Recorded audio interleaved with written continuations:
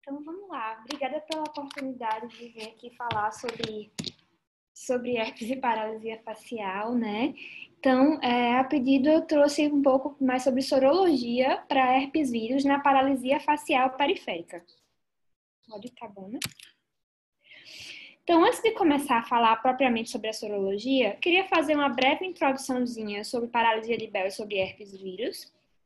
Então, a gente vai entrar propriamente no tema, tá? Então, quando a gente fala de paralisia facial, a gente está falando de uma manifestação de diversas possíveis causas. A gente acabou de ver um caso de ramo cerrante aí, um caso infeccioso, entre traumas iatrogênicas, neoplásicas, diversas causas. Mas em 90% dos casos, nós não vamos ter uma causa bem definida. Uma paralisia facial que não se sabe bem por que está acontecendo essa paralisia. E a isso a gente dá o termo paralisia de Bell. É, de certa forma, um diagnóstico de exclusão. Trata-se de um déficit agudo no neurônio motor inferior, na ausência de alterações otológicas ou do sistema nervoso central. Então, é preciso descartar essas alterações. E trata-se da mononeuropatia periférica mais comum. Peraí, eu não estou conseguindo passar.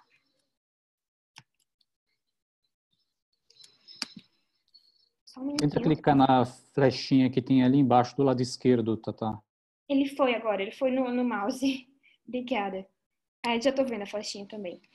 Pronto, obrigada. Então, ela tem uma incidência que gira em torno de 20 a 30 casos a cada 100 mil habitantes.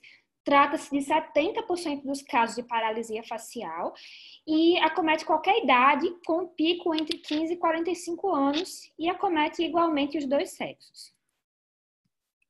Então, falando só um pouquinho sobre o quadro clínico da paralisia de Bell, o que esperar. Trata-se de uma redução da contração muscular facial voluntária, que é a própria paralisia facial.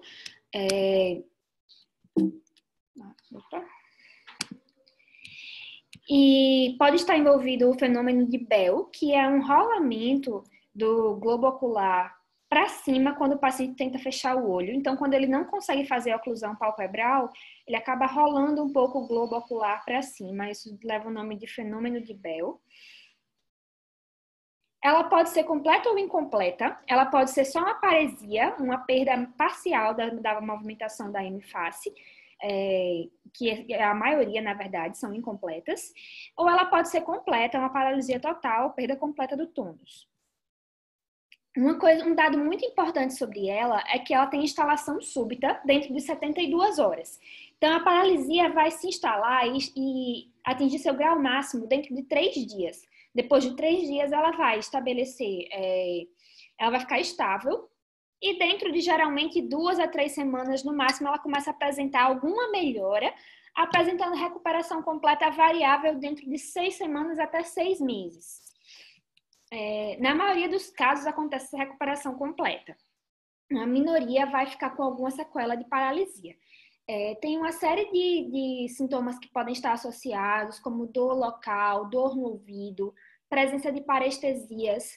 Pode haver tanto epífora quanto xeroftalmia, que a gente sabe que o nervo facial está implicado também na secreção parasimpática da lágrima, né?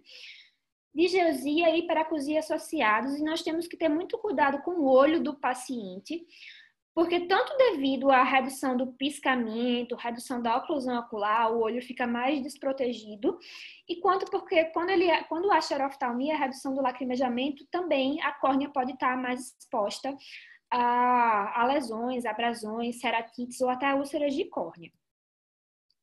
Agora, introduzindo um pouquinho sobre os herpes vírus. Então, o herpes vírus é um vírus de DNA, protegido por um capsídeo, seguido de um tegumento envelope, com glicoproteínas nesse envelope.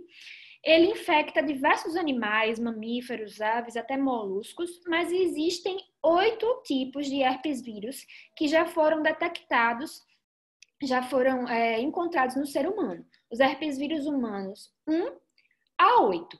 Então, o herpes vírus humano 1 é o herpes simples vírus 1, famoso por causar o herpes labial recorrente, que são suas reativações. Sua primeira infecção pode ser assintomática ou pode se manifestar como a gengivostomatiite herpética, que é uma infecção mais disseminado da cavidade oral, ou podendo atingir até a orofaringe. O herpes simples vírus 2, que é o segundo, causa uma infecção semelhante, só que na região genital, o herpes genital recorrente. Esses dois vírus, eles podem estar presentes na região um do outro, embora esse é mais comum na região oral e esse é mais comum na região genital. O terceiro herpes vírus humano é o varicela zoster vírus, causador da varicela ou catapora, e suas reativações, que é a primeira infecção, e suas reativações são na forma de herpes zoster. Em seguida vem o 4, que é o Epstein-Barr vírus, da mononucleose infecciosa, como primeira infecção, também pode ser assintomático na primeira infecção. O citomegalovírus, que na primeira infecção também pode causar aí, em adolescentes ou adultos uma síndrome monolike, e em fetos ele pode causar uma série de malformações, né? O herpes vírus humano tipo 6, isso aqui é um vírus extremamente comum na população, geralmente ele é adquirido entre 0 e 2 anos e causa essa doença exantematosa da infância chamada roséola infanto. Na maioria das vezes ele é adquirido nessa fase. Quando ele é adquirido um pouquinho mais tarde, na adolescência, na fase adulta, ele pode causar uma síndrome monolike também, mas na maioria das vezes vai ser adquirido ainda na infância. A herpes vírus humano tipo 7, que tem um outro eritema que ele causa na infância, geralmente na infância também, e o herpes vírus humano tipo 8 do sarcoma de Kaposi. Todos eles têm manifestações majoritariamente de pele ou de mucosas, né, cutânea e mucosas, mas também todos eles podem desenvolver quadros mais graves relacionados a meningoencefalites, hepatites, que são mais raros, mas podem acontecer de maneira geral com qualquer um deles, tá? Então, eu vou falar um pouquinho sobre como que é o mecanismo de prima infecção e de reativação dos alfa-herpes vírus, que são o herpes simples vírus 1, o 2 e o varicela zoster, tá? Que são os que estão mais estabelecidos e que têm essa relação com os neurônios para a gente entender melhor o que é que eles fazem. Então, quando nós contraímos o herpes simples vírus 1, podemos ter a gengivostomate herpética, que é a primeira infecção, ou ela pode ser assintomática também. No caso do varicela zoster, a varicela ou catapora, que são essas lesões disseminadas por toda a superfície cutânea e mucosa do organismo. Então, a gente vai ter a reação imunológica, vai produzir anticorpos IgM, IgG, imunidade celular, mediada por linfócitos T, e nós vamos conseguir conter a primeira infecção, mas não eliminar o vírus. Nós não conseguimos eliminar nenhum daqueles herpes vírus do nosso organismo. Uma vez que a gente tem esses herpes vírus, eles vão se estabelecer latentes de alguma forma. E esses 3 aqui, os alfa-herpes vírus, já está bem estabelecido que eles ficam latentes nos axônios dos neurônios. Então, os axônios são uma porção celular que fica bastante distante do núcleo, tem um baixo metabolismo e os vírus nos axônios não sofrem replicação. Com isso, eles não expõem seus epítopos nas superfícies celulares e passam ali sem detecção ao sistema imune. Então, eles podem ficar latentes por toda a vida, mas qualquer lesão ou desequilíbrio pode levar à migração desses vírus pelo endoneuro até chegar novamente nas superfícies cutânea e mucosas, que tem alto clearance celular, e aí esses vírus vão novamente se replicar e causar as lesões por reativação herpética, o herpes labial recorrente, no caso do herpes simples vírus 1, o varicela zoster, no caso do varicela zoster, o herpes zoster, em diversas regiões do corpo. Então, isso tudo evidencia o neurotropismo desses herpes vírus. Foi comprovado ainda na primeira metade do século passado que o herpes labial recorrente estava relacionado com reativação do herpes simples vírus no gânglio de Gásser do trigêmeo, que o herpes genital recorrente era reativação de herpes vírus no plexo nervoso sacral. E então surgiu a hipótese: se tudo isso com vírus herpes, com os herpes vírus, são reativações nervosas, reativações dele no axônio, apesar de até então ser axônios de neurônios sensitivos, né? A gente sabe que o herpes labial e genital recorrente e também o herpes zoster, eles estão mais relacionados com neurônios sensitivos. Mas na paralisia de Bell poderia ser uma reativação de herpes vírus no gânglio geniculado do nervo facial também. Até porque o facial é um nervo misto, apesar da principal função dele ser motora, e a paralisia facial, a maior manifestação, a mais chamativa é a manifestação motora realmente, mas ele é um nervo misto também que poderia conter herpes vírus. Essa hipótese era suportada tanto por uma história frequente de herpes labial recorrente ou próxima, ou às vezes até associada, ou simplesmente uma história frequente de herpes labial recorrente nos pacientes, e também por fatores deflagradores comuns, como infecções de via aérea superior, exposição solar, distúrbios emocionais, que tanto estavam na base dos herpes labiais, por exemplo, quanto da paralisia de Bell. Então, partiu-se para buscar as evidências sobre isso, para tentar provar essa relação entre herpes vírus e paralisia facial.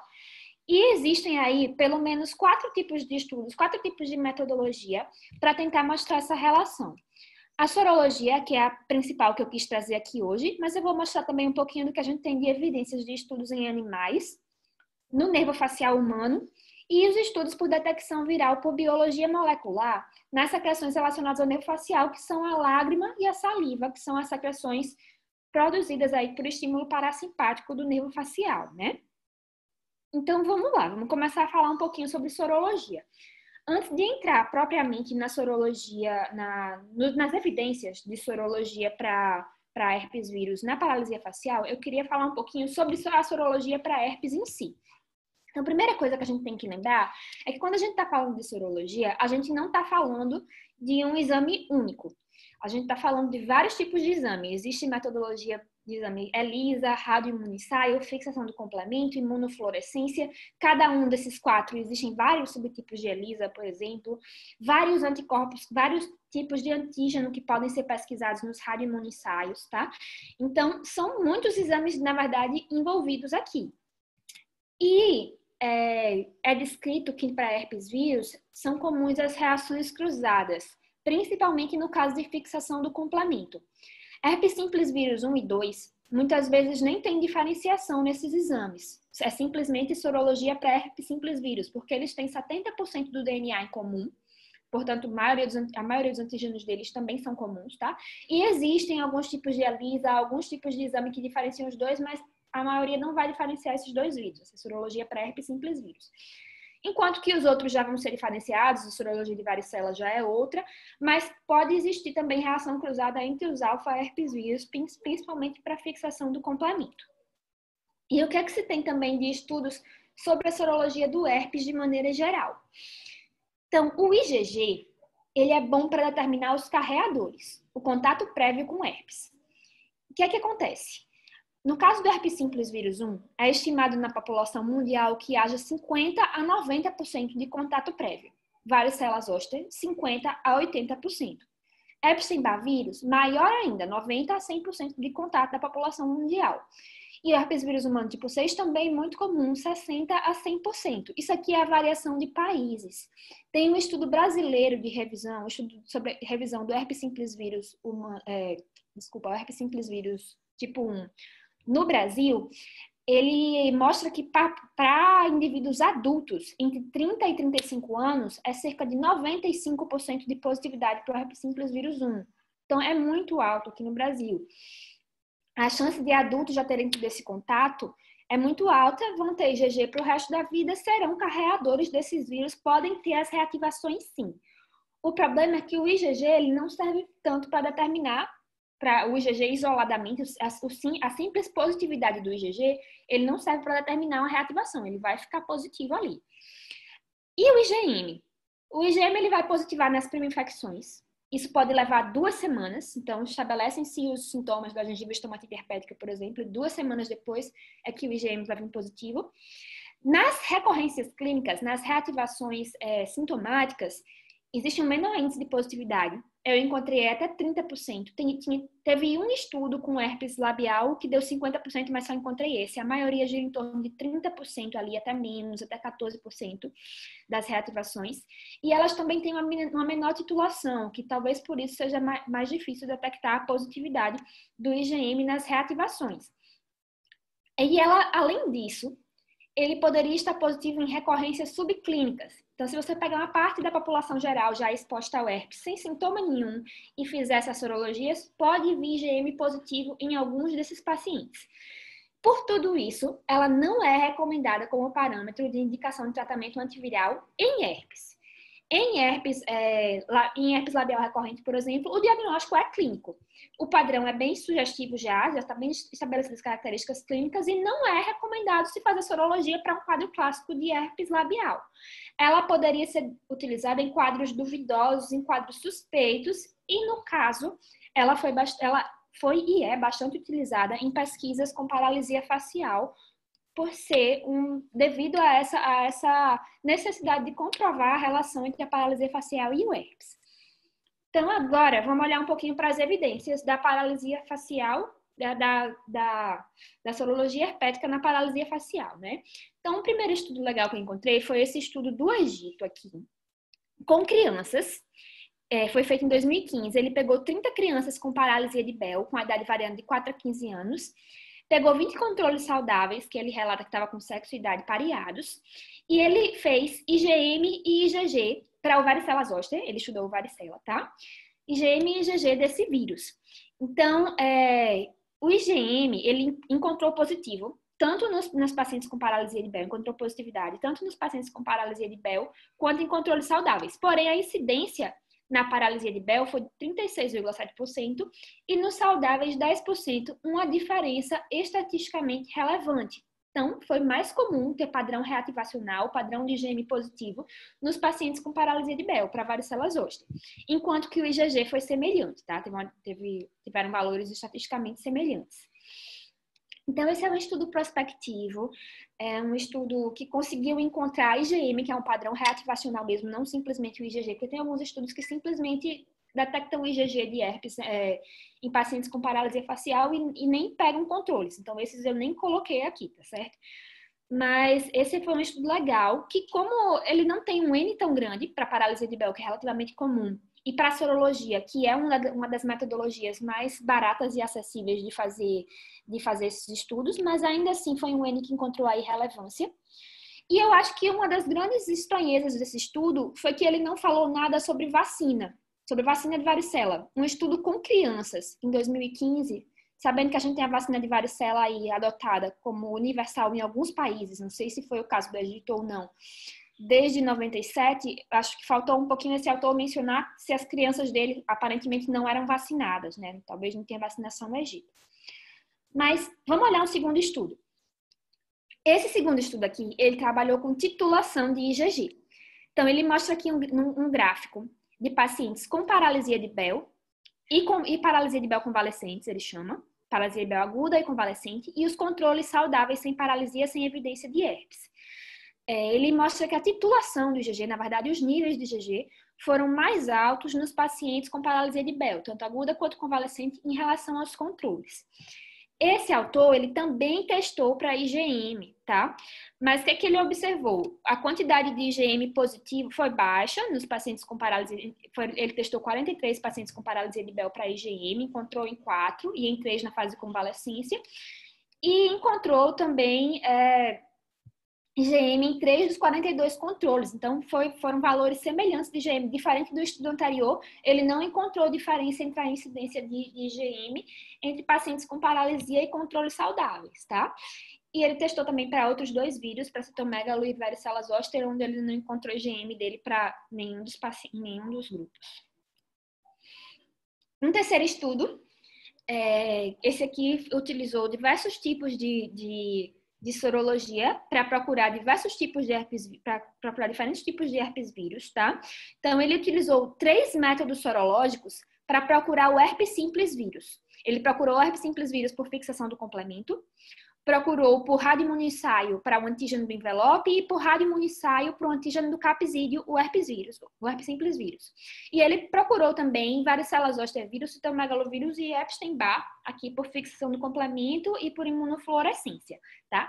Então, nessa tabela, ele apresenta aqui nessas colunas a prevalência da positividade do IgG, tá? A frequência aí relativa da positividade do IgG. E em seguida ele apresenta a titulação do IgG também, os títulos, os valores numéricos do IgG. O que é que ele observou? Para a varicela, citomegalovírus e Epstein-Barr, não teve diferença. Sim, ele tem casos e controles, né? Ele pegou 142 pacientes com paralisia de Bell, estudou 142 pacientes com paralisia de Bell e 53 controles. para os vírus varicela zoster, citomegalovírus e Epstein-Barr, não teve diferença nem na incidência de anticorpos para esses dois grupos e nem na titulação dos anticorpos. E para o herpes simples vírus, pela técnica de radioimunissaio do antígeno do capsídeo, também não teve diferença de incidência entre os dois grupos, paralisia de Bell e controles, e nem na titulação. Mas já pelo método de fixação do complemento e de radioimunissaio para o antígeno do envelope, ele encontrou tanto uma incidência maior de IgG positivo no grupo com paralisia de Bell, quanto as titulações de IgG foram maiores no grupo com paralisia de Bell. Então, esse estudo aqui mostra, por exemplo, que a técnica a técnica sorológica utilizada pode variar bastante a incidência desses anticorpos, pode variar bastante as evidências encontradas e se a gente vai encontrar alguma relação entre o herpes vírus e a paralisia ou não, né? Agora, a gente vai começar a mostrar os estudos sobre soroconversão. Vou começar a falar um pouquinho para vocês sobre soroconversão. Esse é um estudo japonês, tá? Um estudo multicêntrico, 17 instituições, 91 pacientes com síndrome de Ramsay-Hunt e 396 com paralisia de Bell. Então, um N bem expressivo. Um estudo grande, realmente, do Japão. E ele detectou, ele utilizou fixação do complemento, mas ele utilizou aqui um parâmetro novo em relação aos anteriores que a gente viu, que é o que ele chama de soroconversão. Eu já vou mostrar o que é que ele chama de soroconversão. Ele relata que aqui detectou soroconversão dos anticorpos em 81% dos pacientes em 81% para varicela zoster, nos pacientes com síndrome de Ramsay-Hunt. Então, 81% dos pacientes com síndrome de Ramsay-Hunt tiveram varicela detectado. E nos pacientes com paralisia de Bell, houve detecção de 8% de soroconversão para varicela zoster, 4% para herpes simples vírus humano, para herpes simples vírus que ele não consegue diferenciar um de dois, e 4% de um vírus que não é herpes vírus, mas que ele procurou aqui, que foi o adenovírus. O que é essa soroconversão? Ele explica aqui nesse parágrafo da metodologia dele que ele considerou soroconversão um aumento de 4 vezes nos títulos de IgG. Então, se o paciente ele coletou isso 2 vezes, ele coletou a primeira vez dentro de 2 semanas da instalação da paralisia e a segunda vez 2 a 3 semanas depois da primeira. Havendo esse aumento de 4 vezes os valores da primeira detecção, ou se houve aumentos muito altos, como 32 vezes o valor basal para varicela zoster, 128 para herpes simples vírus e 64 para adenovírus, ele considerava que isso era uma soroconversão, tá? Nesse estudo, é um estudo com um N bem expressivo. Eu acho que ele é prospectivo, embora ele não deixou muito claro na metodologia dele se ele era, mas pelo tipo de metodologia eu acho que ele é prospectivo. A gente sente falta de 2 coisas. A principal delas é controles, né? Por que ele não fez isso com alguns controles saudáveis também? Para, de repente, a gente descobrir se uma parte dos controles, se uma parte das pessoas normais sofrem essa variação de anticorpo também. Se isso não pode estar acontecendo aí em pessoas sem paralisia, sem herpes, sem nenhuma outra evidência. Embora, de repente, você pode dizer que, comparando os 2 grupos, o fato da síndrome de Ramsay-Hunt ter tido tão mais varicela já é sugestivo de que qualquer detecção positiva já seria relevante. Mas a gente sente falta de controles. E também sente falta de uma descrição de onde vem isso daqui, de onde vem esse parâmetro de soroconversão. Mas então a gente olha, por fim, para essa parte de sorologia, para esse estudo de revisão. Esse estudo foi feito depois do anterior, na verdade, em 92, inclusive o anterior está incluído aqui, tá? E esse estudo, ele é um estudo de revisão. Cada um desses aqui na tabela é um outro estudo de sorologia para herpes vírus, tá? Nessa tabela aqui, ele apresenta a soroconversão para herpes simples vírus nos pacientes com paralisia de Bell. E nessa outra tabela aqui, ele apresenta a soroconversão para varicela zoster vírus entre pacientes com paralisia de Bell e com síndrome de Ramsay-Hunt. E aí ele lista aqui todos os estudos, né? No caso do herpes simples vírus, a gente vê até vários estudos que não mostraram nada de soroconversão, não detectaram nenhuma soroconversão, enquanto outros foram positivos, encontraram a soroconversão em alguns pacientes. No total, somado aqui pelo estudo de revisão, eles encontraram positividade de herpes vírus em 3,7% dos pacientes com paralisia de Bell, tá? E no caso do varicela zoster vírus, eles encontraram para os pacientes com paralisia de Bell 9,3% de soroconversão, enquanto que em Ramsay Hunt bem mais alto, 84%. A maioria dos estudos com soroconversão para Ramsay Hunt, eles têm valores bem mais altos de soroconversão. Esse próprio estudo de revisão, ele não estabelece um parâmetro de soroconversão, ele não descreve, ele simplesmente fala em soroconversão. Então, abrindo alguns desses estudos, a gente vê que a maioria deles fala no aumento de 4 vezes. Os tempos de coleta são um pouquinho variáveis, tem uns que demoram 1 mês entre um e outro, outros 3 semanas. O tempo que foi coletada a primeira amostra também é um pouquinho variável. Então, não existe um padrão tão bem estabelecido de quando coletar. Mas a maioria tenta fazer assim no primeiro contato do paciente com paralisia e repetir depois de 3 semanas, 2 semanas, 1 mês. Isso é variável. Para tentar detectar essa soroconversão, a maioria, os que descreveram 4 vezes, um aumento de 4 vezes no IgG. Os que não, e os outros não, teve alguns que não descreveram quantas vezes eles utilizaram, tá? Foram diversas técnicas, isso aqui tudo é fixação do complemento, todos esses CFTs foram fixação do complemento, teve também a ELISA, teve também essa outra técnica.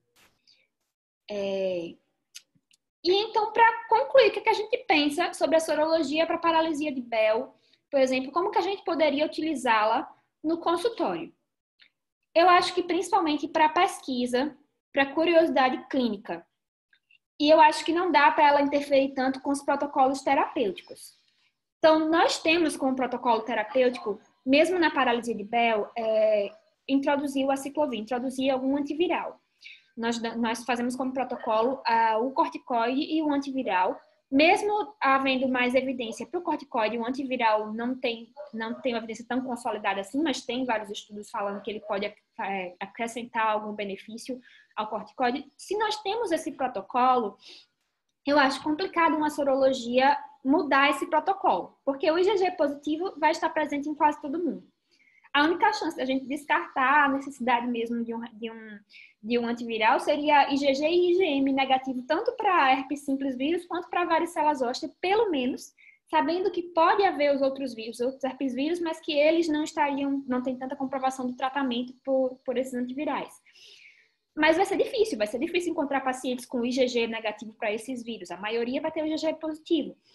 Ao mesmo tempo, aguardar, por exemplo, um exame para soroconversão de IgG, talvez seja complicado para entrar com tratamento.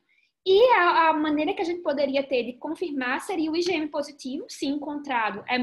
É uma evidência muito sugestiva da relação entre o vírus e a paralisia. Porém, o fato dele estar negativo aí em herpes labial recorrente, a gente sabe que é 70% dos casos nas reativações. Então, o IgM negativo não exclui que uma infecção seja por herpes, né? Então, eu acho que tem essa restrição aí de uso em consultório, talvez um uso principalmente voltado para a pesquisa, para a geração de novas evidências, mas não tanto para interferir com protocolos antivirais do mesmo jeito que se faz no herpes labial, né? E agora, eu queria trazer só um pouquinho das outras evidências. Eu já falei sobre sorologia, ainda vou falar sobre vacina lá no final, que me pediram para trazer também, né? Mas eu queria passar rapidamente pelas outras evidências da relação entre os herpes vírus e a paralisia facial, a paralisia de Bell, tá? Então, a gente tem uns estudos com herpes vírus neofacial de animais. Existem diversos estudos em animais, então existem estudos com coelhos, em que herpes simples vírus 1 foi introduzido no forame estilomastoide de coelhos. Os coelhos desenvolveram a paralisia facial, não tiveram elevação de anticorpos, mas houve também a introdução de herpes simples vírus 1 no forame estilomastoide de porquinhos da Índia. Eles tiveram elevação dos anticorpos para herpes vírus. Os porquinhos da Índia não fazem paralisia facial como os outros animais, os estudos deles não desenvolveram paralisia facial. Outro estudo com porquinhos da Índia, que teve o mesmo resultado, não teve paralisia facial, mas eles conseguiram demonstrar alterações tanto de inflamatórios no nervo facial quanto no trigêmeo após a introdução do vírus no forame estilomastóide. E os estudos com camundongos são alguns dos que geram as melhores evidências dessa relação, porque eles sempre desenvolvem paralisia facial e também eles fazem elevação de anticorpos. O estudo do nervo facial deles mostra evidências das alterações inflamatórias, das alterações até citopatológicas virais, células gigantes, tá? Então, esses são os estudos com animais. A outra opção ainda de estudo são os estudos com detecção viral diretamente no nervo facial.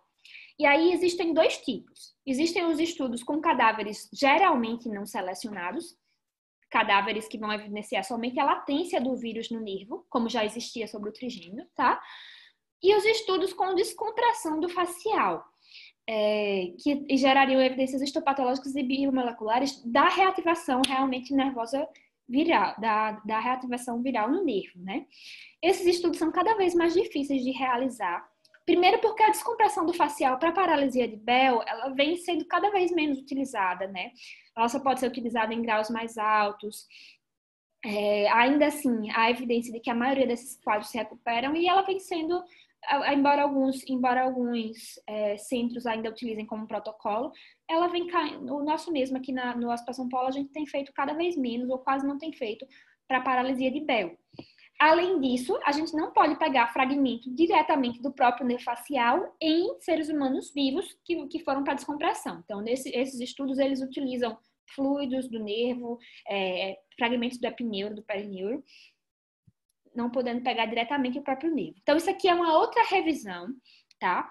Uma outra revisão que mostrou alguns estudos sobre o herpes simples vírus, detecção do herpes simples vírus latente no nervo facial, ou seja, em controles, muitas vezes em cadáveres, em pessoas sem paralisia facial, cadáveres. E aí eles detectaram os estudos por cultura, tem dois métodos para fazer isso, né? A cultura viral, que dá menos positividade, não dá resultados tão promissores, e os métodos moleculares, o PCR para detectar o DNA viral. Então, esses estudos aqui detectaram em 11 de 15 cadáveres aleatórios e em 15 de 17 cadáveres aleatórios o herpes simples vírus foi detectado no nervo facial, então bastante frequente.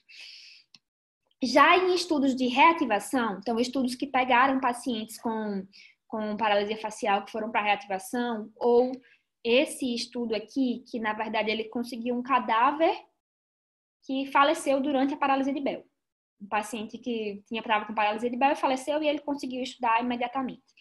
Então, tanto que ele utilizou o próprio gânglio geniculado aqui, né? Então, houve também detecção em uma parte desses pacientes, até num percentual semelhante ao dos cadáveres aleatórios, né? E, por último, eu queria mostrar aqui as inúmeras evidências que há da detecção desses vírus na saliva e na lágrima dos pacientes com paralisia de Bell. Então, a saliva e a lágrima, como eu já mencionei, são os fluidos estimulados parasimpaticamente pelo facial. São os fluidos relacionados à função parasimpática do facial. E por isso, desde que apareceu o PCR, a técnica de biologia molecular para detectar o DNA viral, diversos estudos vêm sendo realizados para tentar associar a presença desses vírus nesses fluidos com a paralisia, né? Então, aqui a gente tem listado 13 estudos que eles pesquisaram herpes simples vírus 1, varicela zoster. Esses estudos aqui, eles já assim, diferenciam herpes simples vírus 1 do 2 bem certinho, tá? Herpes simples vírus 1, varicela zoster e o herpes vírus humano tipo 6, dentre eles todos, tá? Na saliva e na lágrima dos pacientes com paralisia de Bell. Olhando para os resultados, o primeiro estudo, um dos primeiros estudos que teve sobre isso, que é o de Furuta, ele conseguiu detectar herpes simples vírus tipo 1 na saliva de 50% dos pacientes com paralisia de Bell. É o índice provavelmente mais alto, a gente não teve depois nenhum tão alto quanto esses, tá? E ele teve controles também, nos controles ele só detectou em 19%, e isso foi uma diferença relevante. Depois disso, vieram algumas casuísticas até menos importantes. Larson não conseguiu detectar em nenhum dos 11 que ele fez, tá? Depois, Furuta aumentou a casuística de paralisia de Bell e detectou só em 18% dos pacientes com paralisia de Bell uma incidência que estava semelhante ao dos controles dele no outro estudo. Esse estudo não foi controlado, tá? Ábico, que detectou em 5 de 16%, apesar da casuística pequena. Esse autor aqui, ele comparou os lados também e detectou o vírus com maior frequência na mesma lateralidade da paralisia facial. Então, foi um achado também bem interessante do estudo dele. E depois veio o estudo de Lazzarini, que detectou em 11 de 38 pacientes com paralisia de Bell, 29%, e não detectou em nenhum controle. Linder, que não detectou em nenhum dos dois, na verdade. Arishan. Veio aqui diversos outros que detectaram sempre com percentual maior dos casos do que nos controles. A detecção sempre é um pouco maior nos casos do que nos controles, mas a maioria desses estudos não atinge relevância estatística da diferença isoladamente. Quando a gente soma esses estudos todos, ao somá-los, a gente acaba encontrando um N maior que tem valor estatístico relevante aí na diferença entre os pacientes com paralisia de Bell e nos controles para a detecção desses vírus, né? Isso foi uma revisão que a gente fez, que eu fiz junto com o professor Testa, com a Aninha, com a Dai e com o Léo. E mostrando aqui agora os resultados para varicela zoster. Semelhante. A gente tem alguns estudos não controlados, e nos estudos até as casuísticas de Furuta são sempre mais expressivas, eles sempre encontram o vírus com maior frequência. E em seguida a gente tem algumas casuísticas que encontraram o vírus até com menor frequência, a frequência é baixa na maioria, tirando esse de Lackner aqui que teve 20%, de varicela zoster entre os pacientes com paralisia de Bell. Porém, todos os estudos controlados não encontraram o varicela em nenhum controle, em zero. Mas ainda assim, a diferença dentro de cada estudo não era relevante. Novamente, ao fazer a soma das casuísticas e aplicar o teste de hipótese, a gente encontra uma diferença relevante. E, por fim, para esse aqui, que é a estrela da vez, na verdade, é o herpes vírus humano tipo 6, foi um vírus isolado, na verdade, descrito mais tardiamente, em 1986, e desde então, desde 2006, ele vem sendo estudado entre os pacientes com paralisia facial também. Então, o primeiro estudo não detectou nenhuma, foi uma casuística pequena, né? Não detectou nenhuma diferença entre os pacientes com paralisia de Bell e controles. O estudo do Turrisiani já bem mais expressivo, em 2014, com um N maior. Mas, novamente, em termos de incidência, ele não encontrou diferença entre herpes vírus humano tipo 6, entre casos e controles. Embora esse autor aqui, ele também fez titulação, ele também fez valores absolutos numéricos da quantificação logarítmica do DNA, e nisso ele encontrou um valor mais alto na paralisia de Bell, tá? Mas de incidência não. E finalmente veio um estudo de Genise, publicado ano passado, em 2019, onde ele encontrou a paralisia, ele encontrou 71% de HHV6 nos pacientes com paralisia contra 37%, isso foi bem relevante. Os pacientes dele são pediátricos, tá? São crianças e adolescentes, então ele pegou essa população pediátrica e fez isso. Novamente, a soma das casuísticas, a aplicação do teste de hipótese da soma das casuísticas é bem relevante. E por último, como última evidência científica aqui dos herpes vírus em relação ao nervo facial, um estudo do ano passado, na verdade com cadáveres novamente, tá? Agora, em 2019 eles publicaram esse estudo com cadáveres aleatórios, mostrando a presença de 6 tipos de herpes vírus no gânglio do trigêmeo e no gânglio do facial, tá? Ele conseguiu encontrar mais vírus no gânglio do facial do que no trigêmeo, de maneira geral. E se antes a gente já tinha noção de que herpes simples vírus 1, 2 e varicela zoster eram neurotrópicos, eram encontrados em nervos, e que os outros tinham latência em macrófagos, em monócitos, em endotélio vascular, em epitélio, mas não necessariamente em nervos, esse estudo aqui mostrou que é possível captar todos esses vírus em nervo facial e em trigêmeo. E o mais frequente não foram os alfa-herpes vírus, foi o herpes vírus humano tipo 6, em 15 de 47 nervos faciais, né? Em 31,9% dos nervos faciais, seguido do herpes simples vírus 1, depois vem varicela e Epstein-Barr, o 2 e o citomegalovírus. Então, todos esses vírus foram isolados no nervo facial, o mais frequente sendo o herpes vírus humano tipo 6, que é o que também vem sendo encontrado com a frequência muito mais alta que a dos outros aqui, na lágrima e na saliva, né? Agora, bem rapidamente, eu queria mencionar rapidamente a síndrome de Ramsay-Hunt e a síndrome de Melchior-Rosenthal para vocês. Então, na síndrome de Ramsay-Hunt, nós temos a paralisia, acabamos de ver um caso, na verdade, né?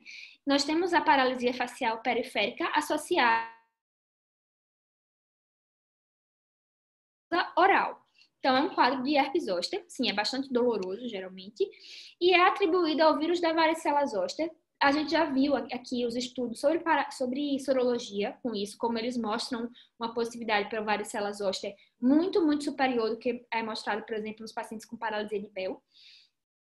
E ele está frequentemente relacionado a uma polineurite, muito mais frequente do que do que na paralisia de Bell. Então, sintomas audiovestibulares são associados, até sintomas vagais, muitas vezes disfagia, taquicardia, elevação da pressão arterial por acometimento do nervo vago. É menos comum do que os audiovestibulares, mas pode acontecer.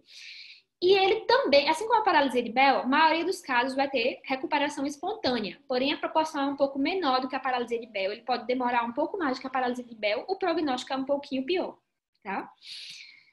E aqui, além das evidências sorológicas que nós já vimos, nós temos esse trabalho aqui do Yamakawa com PCR, com detecção de DNA viral. Ele pegou 30 pacientes com síndrome de Ramsay-Hunt e ele pesquisou o DNA nas lesões de pele da orelha e na saliva, por 2 métodos, né? Nas lesões de pele da orelha, ele encontrou em 26 dos 30 por um método e em 28 dos 30 por outro método, muito alto. Na saliva, ele encontrou uma proporção menor, 3 em um método e 9 no outro. E esse estudo aqui de Lackner, que teve poucos pacientes, foram só 10 pacientes com Ramsay-Hunt, 10 com paralisia de Bell e 10 controles saudáveis. Ele procurou o DNA do varicela zoster na saliva. Encontrou nos 10 pacientes com síndrome de Ramsay-Hunt, em todos, em 2 com paralisia de Bell e em nenhum controle saudável. E, por fim, eu queria mencionar rapidamente, por fim, antes da vacina, né? Antes, falar sobre a síndrome de Melchior-Rosenthal. A síndrome de Melchior-Rosenthal é, na verdade, caracterizada por uma tríade de edema facial e labial, língua fissurada e paralisia periférica recorrente. Geralmente começa a se manifestar entre a segunda e terceira década de vida, mas pode acontecer ainda desde a primeira, desde a infância também. Tem história familiar em cerca de 30% dos casos, então é uma história familiar bem mais elevada do que a de paralisia de Bell, sugerindo que ela pode ter um caráter genético, mas o fato é que a causalidade dessa síndrome também não é bem estabelecida. Estudos histopatológicos dela mostram que ela pode ter elevação, mostram que ela tem um padrão granulomatoso do edema, mas o que é que estabelece? Alguns autores acham que ela pode estar relacionada com herpes vírus da mesma forma que a paralisia de Bell. Então, eu coloquei aqui 2 estudos. Na verdade, a gente não tem estudos sorológicos bem delineados e nem estudos de detecção de DNA viral, que pelo menos não que detectaram mesmo na síndrome de Melchior-Rosenthal até agora.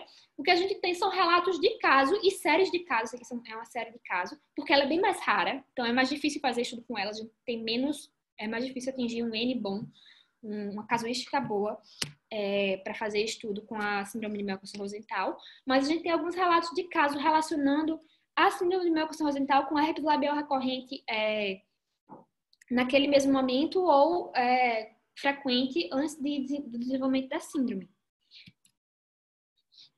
E agora, finalmente, para acabar a aula, eu vou falar um pouquinho sobre as vacinas disponíveis, tá? E para esses vírus que eu estou mencionando aqui, os herpes vírus, existem vacinas disponíveis para o varicela zoster, tanto para tentar prevenir a sua prima infecção, quanto para tentar prevenir as suas reativações, que são o herpes zoster, que é talvez o que mais interessa aqui, já que a gente está falando aqui de reativações da varicela na paralisia facial, né?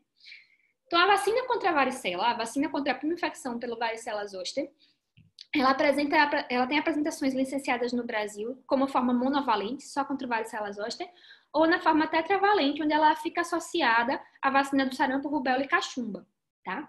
Ela é composta de vírus vivo atenuado, da cepa OCA, varicela zoster vírus OCA, que é desenvolvida especificamente para vacina, e ela precisa conter pelo menos 1.350 unidades formadoras de placa. Ela contém também gelatina e traços desses antibióticos aqui, portanto, tem que ter muito cuidado com pacientes que têm alergia a algum desses antibióticos na hora de aplicar. Tá? Ela é subcutânea, na dose é 0,5 ml, E ela é recomendada, ela é aplicada universalmente aqui no Brasil e em diversos países do mundo, na rotina entre 15 meses e 4 anos de idade. A orientação é que com 15 meses ela seja dada na forma tetravalente, tá? A gente já recebe a tríplice com 12 meses e, teoricamente, com 15 meses seria feito um reforço desses 3, junto com a varicela zoster, aos 15 meses. Ou, se não for aplicada nesse momento, até aos 4 anos ela pode ser feita na forma monovalente, universalmente, pelo SUS, pelo Ministério da Saúde, tá? Ela, por ser uma vacina de vírus vivo, ela tem uma série de contraindicações, principalmente em pacientes com comprometimento imunológico, em pacientes que usaram imunodepressores, em pacientes que usaram corticoterapia, tem um tempo que precisa dar para fazer a aplicação dessa vacina. Não pode ser feita na gestação também, nem nas reações anafiláticas, e nem em pacientes que receberam sangue, plasma ou a imunoglobulina recentemente, tá? Ela pode ter alguns efeitos adversos locais, como dor, hiperestesia, rubor. Sistêmicos também podem desenvolver febre, podem desenvolver até erupção variceliforme pelo corpo inteiro, é possível, não é tão comum, e também é descrito encefalite, ataxia, eritema polimorfo, plaquetopenia. E a anafilaxia é rara. Aqui a gente tem uma revisão recente, uma revisão de 2016, relativamente recente, sobre a eficácia dessa vacina. Então, a gente tem que a eficácia dela para prevenir qualquer tipo de varicela é de 81%, nesse artigo de revisão, tá? Para prevenir qualquer tipo de varicela, ela vai ser efetiva em 81%. Mas para prevenir os casos moderados a severos, ela tem 98% de eficácia, uma eficácia bem maior. E aí compara também a administração de 1 ou 2 doses. Porque na maioria dos países, aqui mesmo no Brasil, ela foi adotada na forma de uma dose única. Porque a segunda dose, teoricamente, ainda não teria um custo-benefício bom. Que é que ele mostra. A dose única a dose única é moderadamente eficaz, aqui na conclusão. A dose única é moderadamente eficaz para prevenir qualquer tipo de varicela e muito eficaz, altamente eficaz para prevenir varicela moderada severa. Enquanto que a segunda dose incrementa a efetividade dela para prevenir qualquer tipo de varicela. Aumenta a eficácia para prevenir qualquer manifestação da doença, tá? E, finalmente, o que acontece com o herpes zoster depois da aplicação da vacina da varicela? Isso ainda é incerto. A aplicação universal dessa vacina no Brasil, nos Estados Unidos e em diversos outros países, ela vem sendo instituída desde 97. Então, as primeiras crianças a receberem essa vacina nessas idades, elas têm hoje 20 e poucos anos, 23, 24 anos, né? Então, ainda não chegaram na idade frequente de desenvolver herpes zoster. Mas o que aqui já se tem?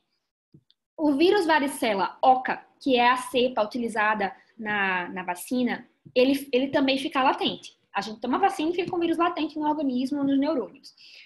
Porém, ele tem um menor percentual de reativação do que o vírus da varicela selvagem contraído através da doença. E já foi mostrado entre as crianças a incidência de herpes zoster em crianças que foram vacinadas já está inferior à das crianças que foram expostas ao vírus selvagem que tiveram a primeira infecção varicela zoster. Alguns modelos sugerem um possível aumento da incidência de herpes zoster entre 30 e 50 anos. Esses modelos se basearam no fato de que eles acham que a redução da transmissibilidade do vírus, a redução da circulação do vírus selvagem, reduziria os estímulos imunes exógenos. Então, basicamente, eles dizem que funciona assim.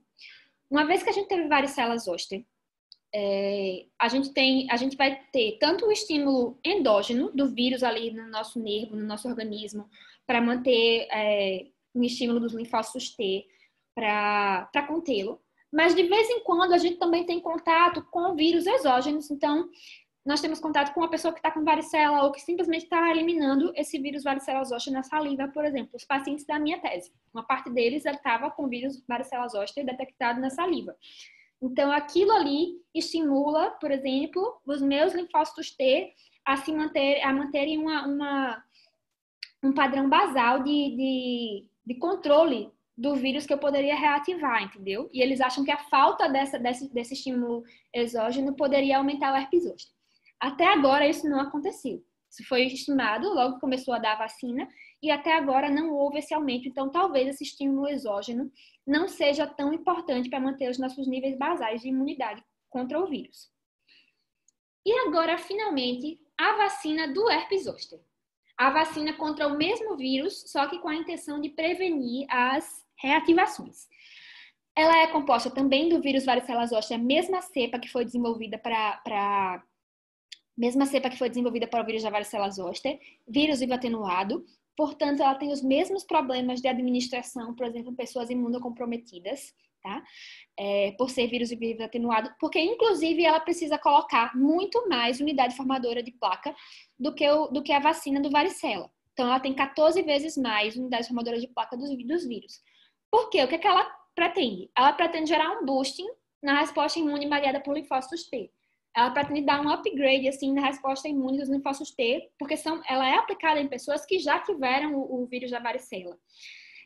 Muitas vezes ela é indicada, por exemplo, para pessoas que já tiveram herpes zoster, reativações de varicela, para tentar prevenir novos episódios, né? A chance de reativação do vírus varicela zoster é estimada em cerca de 30% da população, em cerca de 30% de quem já teve. Então, antes da vacina, quase todo mundo já teve varicela zoster e 30% dessas pessoas podem desenvolver algum episódio de herpes zoster ao longo da vida. A situação dela, ela é licenciada pelo FDA desde 2006 e também em 60 países, em mais de 60 países pelo mundo. Não há um posicionamento da OMS, uma recomendação de aplicação da OMS, de aplicação universal a partir de tal idade, a partir de tais critérios. Não existe isso ainda. Nos Estados Unidos, ela vem sendo aplicada a todos os pacientes acima de 60 anos, eles já adotaram essa conduta. E no Reino Unido, acima de 70 anos, outros países também têm conduta de adoção universal dessa vacina. Aqui no Brasil, nós não temos isso. O Ministério da Saúde não se posicionou ainda sobre uma aplicação universal da vacina de herpes zoster. Ela, na verdade, ela não está disponível pelo SUS, só em clínica particular. O que nós temos é da Sociedade Brasileira de Geriatria e Gerontologia e da Sociedade Brasileira de Imunologia. Eles têm como é que chama? Um paper comum. Paper não, é um papel de orientações, uma diretriz. Eles têm uma diretriz comum sobre vários tipos de vacinas para idosos, onde eles recomendam que maiores de 60 anos sejam também vacinados, no caso, em clínicas particulares, né?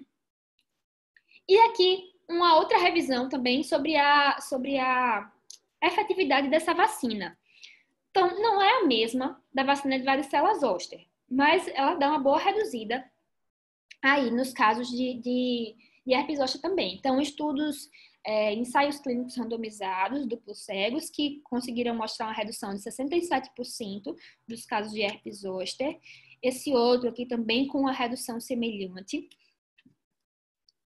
Uma revisão Cochrane de 10 ensaios clínicos randomizados. Nós vamos ter uma redução aí, um risco relativo reduzido aí pela metade de herpes zoster. Um coorte, também com a redução de 55% do risco. E nós temos ainda esses dados não publicados de uma base de dados do SUS do Reino Unido. Não do SUS do Reino Unido, do Sistema de Saúde Pública do Reino Unido. Então, há uma estimativa de que houve 22% do declínio das consultas por herpes zoster, segundo essa base de dados do Reino Unido, embora não publicado, essa pesquisa detectou. Então é isso sobre vacina, acho que é o que eu queria trazer. Obrigada.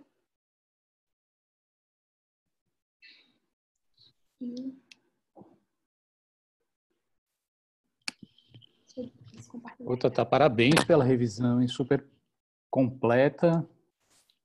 Obrigada, professor. Acho que mais gente gostou disso também, né? Então, vamos abrir para as perguntas. Ficou muito grande. Só avisar que a doutora Norma, ela avisou que mandou uma mensagem aqui para mim, dizendo que tinha que sair para ir para um ambulatório. Mas vamos abrir para o pessoal fazer pergunta. Alguém gostaria de perguntar para a Tata?